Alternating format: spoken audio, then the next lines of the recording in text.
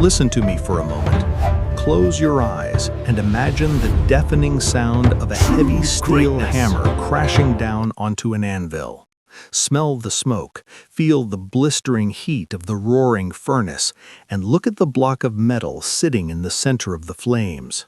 If you were to look at the legendary katana, the sword of the ancient Japanese samurai, you would see a weapon of breathtaking beauty, unmatched sharpness, and perfect balance. But it does not start that way. It begins as tamahagane, a rough, brittle lump of iron sand pulled from the mud of a riverbed. It is full of impurities. If you struck it against something hard, it would shatter into 1,000 useless pieces.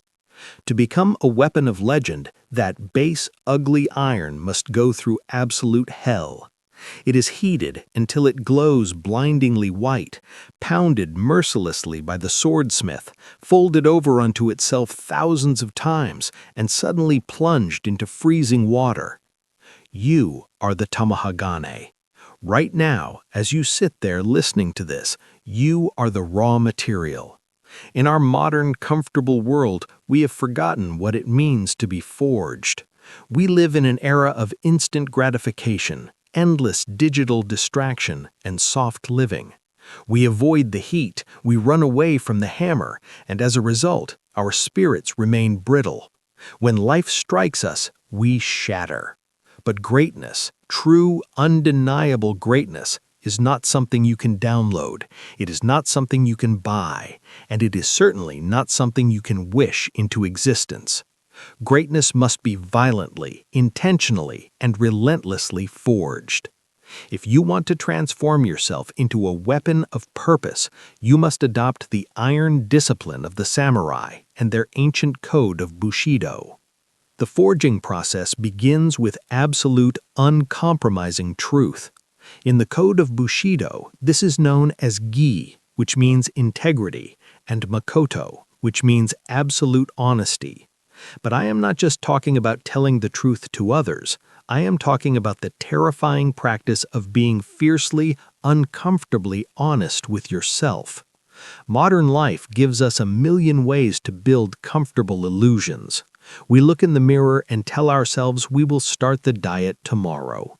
We sit at our desks, scrolling through social media, and tell ourselves we are just taking a quick break. We fail, and immediately we point our fingers outward, blaming the economy, our bosses, our parents, or our circumstances. A samurai knew that self-deception on the battlefield resulted in a swift and violent death. For you, in this modern age, self-deception results in something far more tragic: a lifetime of mediocrity. To forge your discipline, your thoughts, your words, and your actions must become a single, unbreakable chain.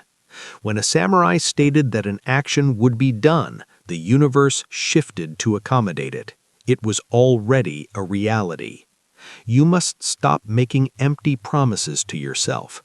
If you set your alarm for 5 in the morning, that alarm is not a suggestion. It is a binding contract with your own honor. When you get out of bed in the cold, dark silence of the morning, when nobody is watching, you are striking the hammer against the steel. You are building the iron foundation of self-respect. But a foundation is not a blade. To melt iron, you must walk into the fire.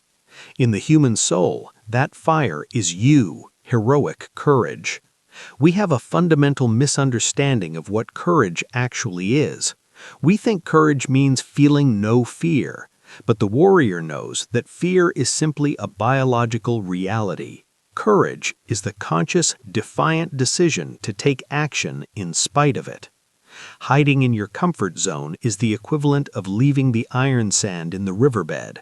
Yes, it is safe. Yes, it is comfortable, but it will never, ever become a sword. The legendary swordsman Miyamoto Musashi once said that step by step you must walk the 1,000-mile road. He knew that the path to mastery is exhausting, isolating, and terrifying, but the warrior steps forward anyway.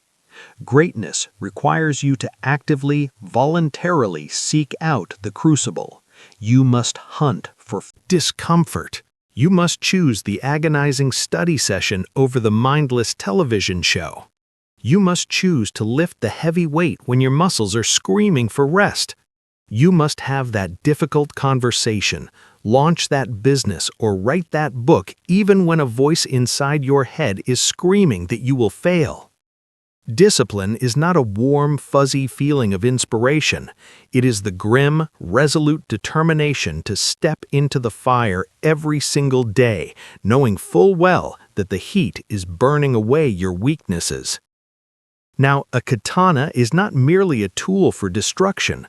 It is a masterpiece.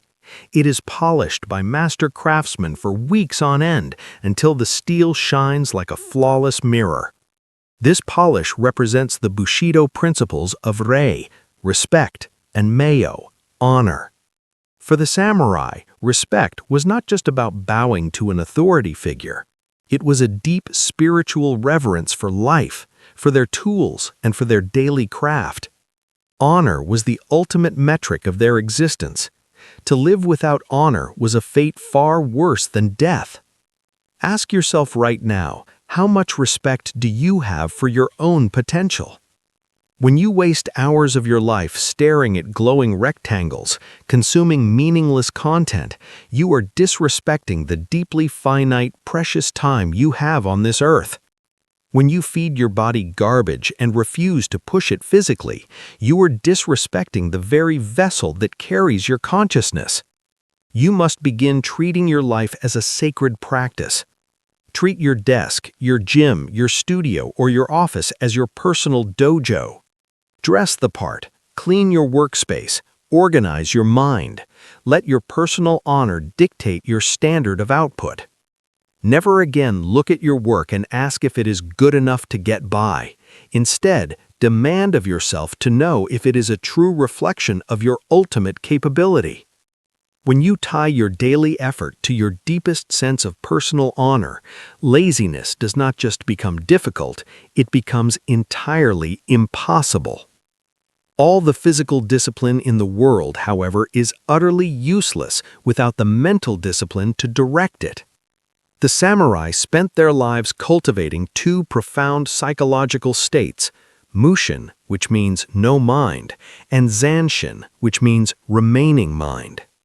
Mushin is the ultimate state of flow. It is a mind completely emptied of anger, anxiety, ego, and distraction. It is perfectly, terrifyingly attuned to the present second.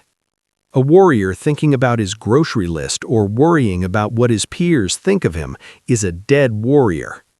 Zanshin is the state of relaxed but total, unwavering awareness. Even after a sword strike is completed, the samurai does not drop his guard. He remains entirely focused, ready for the next threat, the next challenge. Look at your mind today. It is under constant siege. You are fragmented by 1,000 notifications, paralyzed by anxieties about a future that hasn't happened, and weighed down by regrets from a past you cannot change.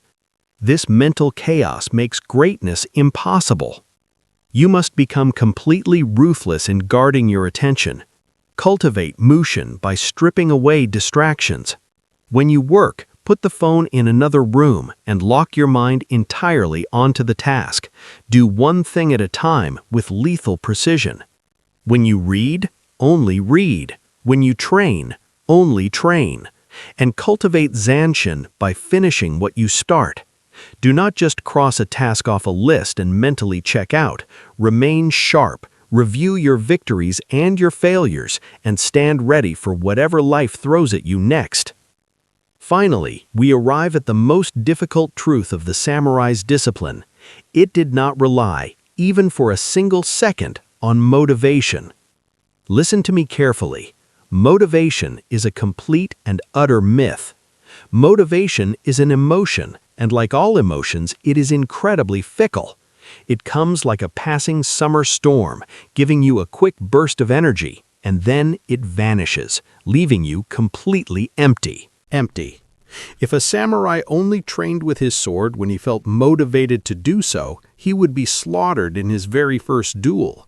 Instead, the samurai relied on unbreakable systems, rigid rituals, and relentless, agonizing repetition. They practiced swinging the sword, a drill called suburi, thousands of times a day, every single day, for decades. They embraced the boring, monotonous, unglamorous work because they understood a fundamental law of the universe. The hammer must strike the steel thousands of times to fold the metal. You cannot bypass the repetitions. You must abandon the childish idea of waiting until you feel like it. You must build non-negotiable systems into your life. Create a daily routine that you follow with religious, fanatical devotion, regardless of your mood, the weather, or how exhausted you are. Understand that the journey to greatness is incredibly boring. It happens in the shadows. It is the unseen repetitions, the late nights, the early mornings, the quiet moments of suffering. You must fall in love with the boredom of the daily grind. Recognize that every repetition, every page you read, every hour you put into your craft is another violent strike of the hammer. You are folding the steel of your character. You are making yourself unbreakable. The life of a samurai was a life of immense sacrifice. It demanded a complete, unconditional surrender of physical and mental comfort in exchange for ultimate mastery. To adopt the iron discipline of Bushido in this modern age is to make a radical, deeply unpopular choice. It is the conscious decision to reject the path of least resistance that society pushes you toward. Forging yourself into greatness is going to be a painful, violent, and exhausting process. It requires you to burn away your pathetic excuses in the roaring fires of courage. It requires you to strike out your impurities and bad habits with the heavy hammer of consistency. And it requires you to polish your mind and soul with absolute respect and brutal honesty. The truth is, the sword is never truly finished. The forging is a lifelong process that only ends when you take your final breath. But I promise you this, if you endure the heat and if you welcome the hammer, a day will come when life demands everything from you. A tragedy will strike, a massive opportunity will appear, or those you love will need a protector. When that moment comes, the weak will shatter, but not you. You will step forward, and you will draw a blade that is sharp, true, and completely unbreakable. The forge is lit. Pick up the hammer. Begin today.